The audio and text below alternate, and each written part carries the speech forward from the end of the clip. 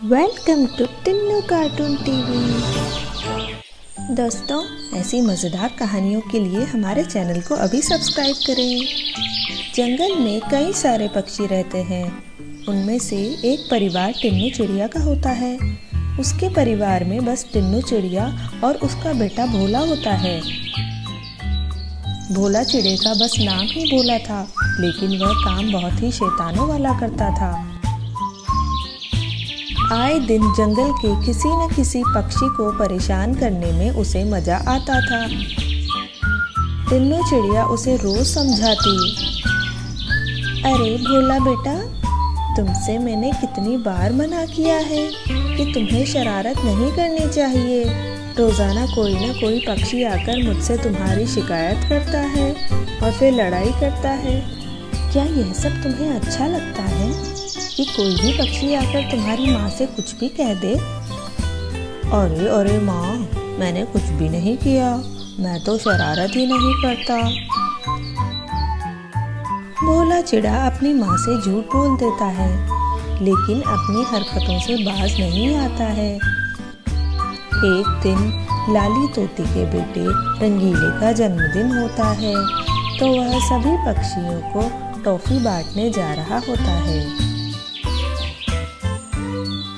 वह चीकू कबूतर को चॉकलेट देने के लिए एक पेड़ पर रुक जाता है। भोला चिड़ा उसे देख लेता है। अचानक उसके मन में एक शरारत सूझती है। वह रंगीले तोते के चॉकलेट वाले पैकेट में चॉकलेट की जगह मकड़ियाँ डाल देता है। जैसे ही रंगीला तोता टॉफी निकालने के लिए उस पैकेट में हाथ डालता है, वह बहुत जोर से डर जाता है। वह देखता है भोला चिड़ा उसके पीछे से उड़ रहा होता है। वह सब समझ जाता है कि यह भोले चिड़े की ही शैतानी है।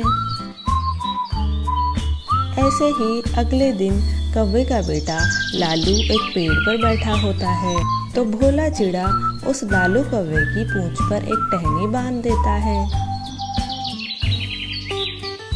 जैसे ही लालू कौवा उड़ता है, तो वह टहनी की वजह से उड़ नहीं पाता है।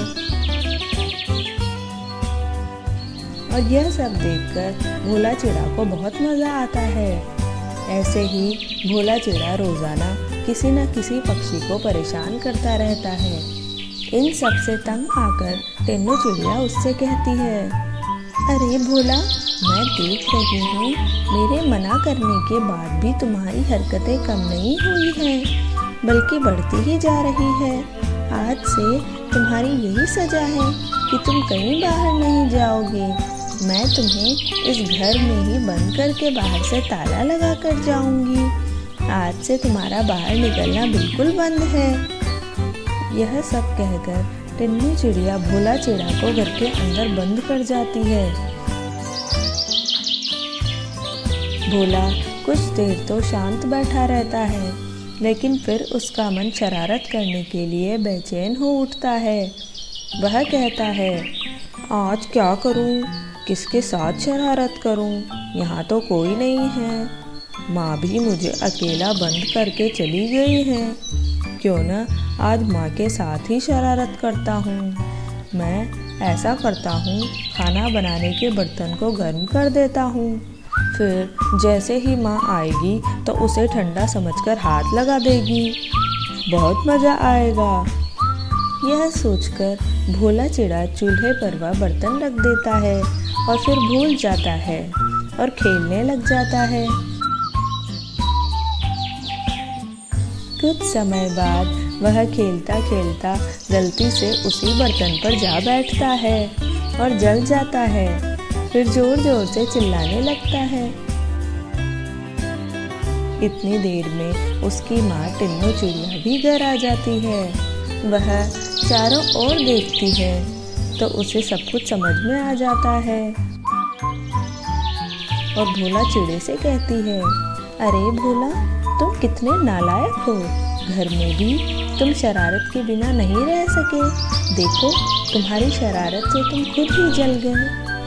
माँ, मुझे माफ़ कर दो, आपकी बात मैंने नहीं मानी। मुझे अपनी गलती का एहसास हो गया है कि दूसरों को मेरी शरारत से कितनी परेशानी होती है।